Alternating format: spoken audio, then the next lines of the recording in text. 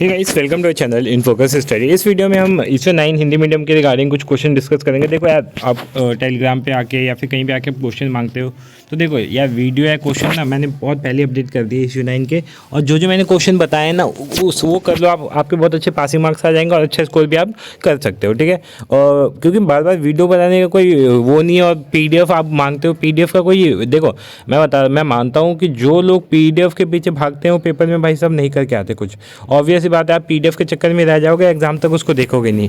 ठीक है, सो कोई बेनिफिट नहीं है। आप वीडियोस को देखो, या फिर वीडियो आपको नहीं देखना तो आप बुक डाउनलोड करो, बुक में फिर बुक से क्या करो, क्वेश्चन मैच करो, जो मैंने बताया सॉल्व कर लो उसको। सिंपल सी बात है, आपको क्वेश्चन की PDF चाहिए, आंसर्स की PDF चाहिए। ठीक है, तो थोड़ा सा ये अच्छा नहीं लगता है। ठीक है, कोई नहीं, मैं आपको बता देता हूँ आपको क्या क्या करके जाना है। देखो, बुक डाउनलोड कर लो, आपसे ऑब्वियस बात है आपको कहीं से भी मिल जाएगा ये। अब पहला चैप्टर मुद्रा और कार्य और महत्व, मुद्रास्फीति, ये 2 चैप्टर यहाँ से कंप्लीट करके जाओ। अब करना क्या है, पहले चैप्टर से मैं बता देता हूँ जहाँ से क्वेश्चन आते हैं। ठीक है, डिट्टो यहीं से उठा के क्वेश्चन देते हैं। पहला मुद्रा की प्रकृति कैसी है, मुद्रा के कार्य, मुद्रा के महत्व, मुद्रा के दोष। इजी से पॉइंट है, यहाँ से ये कवर हो जाएगा आपका पहला चैप्टर। फिर इसके बाद हम लास्ट पे सीधा डायरेक्ट आ जाएंगे। ठीक है, लास्ट में मुद्रास्फीति से क्वेश्चन काफ़ी रिपीट होते हैं। ठीक है, काफ़ी ज़्यादा जो बोलते हैं ना रिपीट होते हैं, वो रिपीट होते हैं। अब कैसे क्वेश्चन रिपीट होते हैं वो भी बता देता हूँ मैं। इससे पूछता है मुद्रास्फीति का अर्थ क्या होता है, फिर मांग जन्य और लागत जन्य मुद्रास्फीति क्या होता है, फिर मुद्रास्फीति के क्या प्रभाव पड़ते हैं, उसको कैसे हम कंट्रोल कर सकते हैं।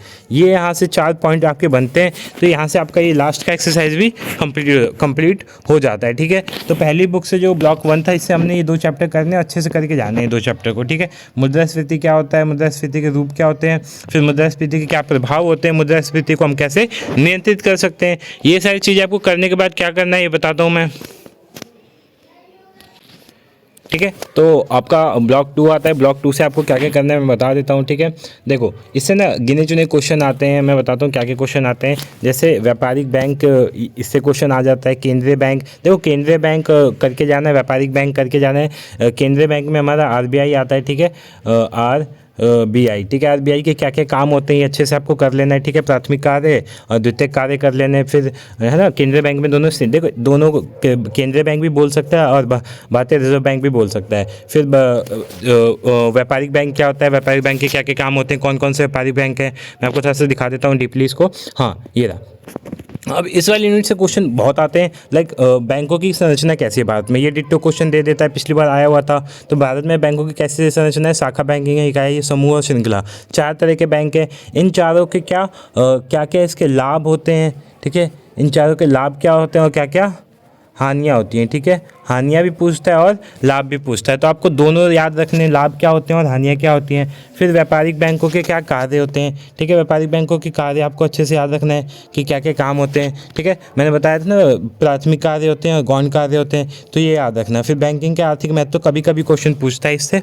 ठीक है, बाकी शाख निर्माण कर लेना, आप शाख निर्माण कैसे करता है कोई बैंक, ये कर लेना। ठीक है, ये तो हो गया हमारा कंप्लीट एक्सरसाइज। ठीक है, यूनिट अब इसके अगला यूनिट अब पे आते हैं। ठीक है,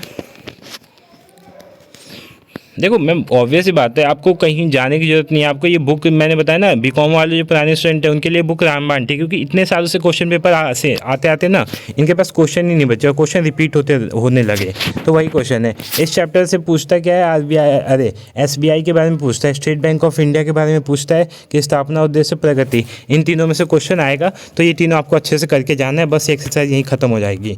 ठीक है, और नेक्स्ट एक्सरसाइज पे आते हैं। हम अपने नेक्स्ट एक्सरसाइज में क्या क्या इंपॉर्टेंट है वो देख लेते हैं। ठीक है, हाँ, यहाँ पे केंद्रीय बैंक में क्या होते हैं, इसके परंपरागत कार्य क्या होते हैं, फिर प्रवर्तक कार्य क्या होते हैं। ठीक है, परंपरागत मतलब वही बैंकों को एक तरह से लोन देना, उनको उनकी निगरानी करना। ठीक है, ये सारे जो काम होते हैं ये परंपरागत कार्य होते हैं। और परिवर्तक कार्य क्या होते हैं, प्रमोशनल काम जो होते हैं, लाइक ये लोग एक तरह से सोशल लाइफ इस्टेब्लिश करने में भी हेल्प करते हैं, ये सब चीज़ें होती हैं, तो आप देख लेना। और फिर शाख निर्माण की विधियाँ होती हैं, मात्रात्मक विधि और गुणात्मक विधि।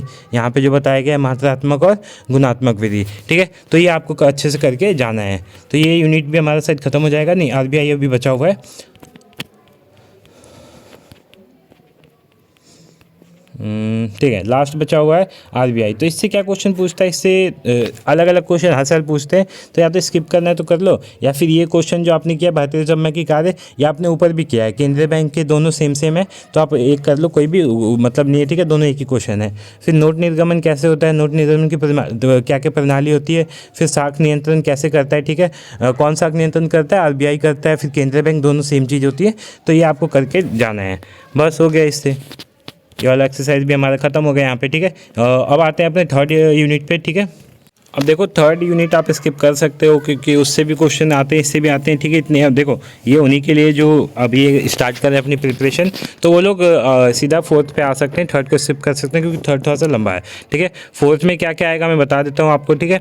फोर्थ से क्वेश्चन एक कन्फर्म आएगा जो मैं बताऊँगा, तो आपको इसको करना है, छोटा एक्सरसाइज है, आप इजिली कर सकते हो, ठीक है। विदेशी विनिमय बाजार के क्या क्या संगठन होते हैं, ठीक है। फिर ये तो हो गया। फिर ये अंतर्राष्ट्रीय वित्त बाजार की आवश्यकता क्यों होती है, ठीक है। अल्पकालीन प्रवाह, दीर्घकालीन पूंजी प्रवाह क्या होता है, ये कर लेना। फिर अंतर्राष्ट्रीय मुद्रा बाजार और पूंजी बाजार में क्या डिफरेंस होता है, ये कर लेना। फिर इसके बाद क्या इसमें से आता है, आपका वर्ल्ड बैंक आता है, ठीक है। वर्ल्ड बैंक के बारे में उसके क्या क्या उद्देश्य होते हैं, फिर आईएमएफ के बारे में, आईएमएफ के क्या उद्देश्य होते हैं, ये तीन चीज़ें आपको यहाँ से करके जानी है। देखो वर्ल्ड बैंक अच्छे से कर लेना, वर्ल्ड बैंक के बारे में डिटेल में पढ़ लेना, वर्ल्ड बैंक, ठीक है, आईएमएफ, ठीक है, वर्ल्ड बैंक, आईएमएफ और अंतर्राष्ट्रीय विदेशी विनिमय बाजार, ये आपको तीन चीज़ें अच्छे से करके जानी है क्योंकि यहीं से क्वेश्चन आएंगे, ठीक है। तो होप सो आपको समझ में आ गया हो कैसे क्या करना है। बाकी मैंने ओल्ड वीडियोस में सॉल्यूशन भी बता रखे हैं अच्छे से और आंसर्स भी एक्सप्लेन कर रखा है। देखो पीडीएफ नहीं है अब इनकी, ठीक है, आपको वीडियोस देखनी पड़ेंगी, ठीक है। तो आप जाके ओल्ड वीडियो देख लेना, मैं लिंक दे दूंगा इसी 9 के प्लेलिस्ट की, वहाँ से आप जाके सारी वीडियोस देख सकते हैं। होप सो आपको समझ में आ गया हो क्या क्वेश्चन कहाँ से आएंगे, ठीक है। मिलते हैं हमारे नेक्स्ट वीडियो में। Thank you so much for watching this video.